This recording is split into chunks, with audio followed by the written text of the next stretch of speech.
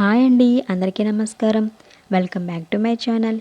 ఈరోజు మనం సమ్మర్ స్పెషల్గా చాలా రిఫ్రెషింగ్గా ఉండే మహబూబ్ కా షర్బత్ని ప్రిపేర్ చేస్తాను. ఈ ఎండవేడిలో బాడీని చల్లగా ఉంచడానికి ఇది ఒక పర్ఫెక్ట్ డ్రింక్ అండి. చాలా ఈజీగా ఫ్యూ మినిట్స్లో అయ్యే ఈ మహబూబ్ కా షర్బత్ సమ్మర్లో బాడీని కూల్గా ఉంచడమే కాకుండా టేస్ట్ కూడా చాలా చాలా బాగుంటుందండి. ఒక్కసారి ఈ సమ్మర్లో ఈ మహబూబ్ కా షర్బత్ని ట్రై చేసి తాగండి. చాలా అంటే చాలా టేస్టీగా ఉంటుంది. ఈజీగా కూడా ప్రిపేర్ చేసుకోవచ్చు. ఇప్పుడు ఎలా ప్రిపేర్ చేయాలో చూద్దామా.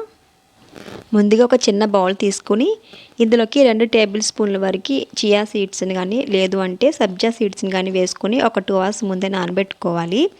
ఇలా సమ్మర్లో ఈ సీడ్స్ని తీసుకోవడం వల్ల బాడీ అనేది చాలా కూల్గా ఎనర్జెటిక్గా ఉంటుందన్నమాట. అలాగే పుచ్చకాయలోని గింజలు మొత్తం తీసేసుకొని ఇలా చిన్న చిన్న ముక్కలా కట్ చేసుకోవాలి. ఇందులో గింజలు అనేది ఉండకూడదండి. దీన్ని పక్కన పెట్టుకోవాలి. ఇక్కడ రోజు సిరప్కి బదులుగా నేను బీట్రూట్ రసాన్ని తీసుకున్నాను. ఒక 2 టేబుల్ స్పూన్ వరకు తీసుకోవాలి.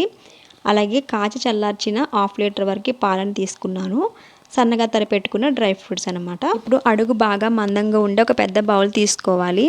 ఇందులోకి కట్ చేసి పెట్టుకున్న పుచ్చకాయ ముక్కలన్నీ కూడా వేసుకోవాలి. అలాగే కాచి చల్లార్చి పెట్టుకున్న పాలను కూడా ఇందులోకి వేసుకోవాలండి. ఈ పాలను వేసుకునేటప్పుడు ఇందులోకి వాటర్ అనేది యాడ్ చేయకూడదు. ఇలా పాలు చిక్కగా ఉంటేనే టేస్ట్ బాగుంటుందన్నమాట. ఇక నేను కలర్నెస్ కోసం బీట్రూట్ రసాన్ని యూస్ చేస్తున్నాను కదా, దాని ప్లేస్లో మీరు రోజ్ సిరప్ కూడా తీసుకోవచ్చు.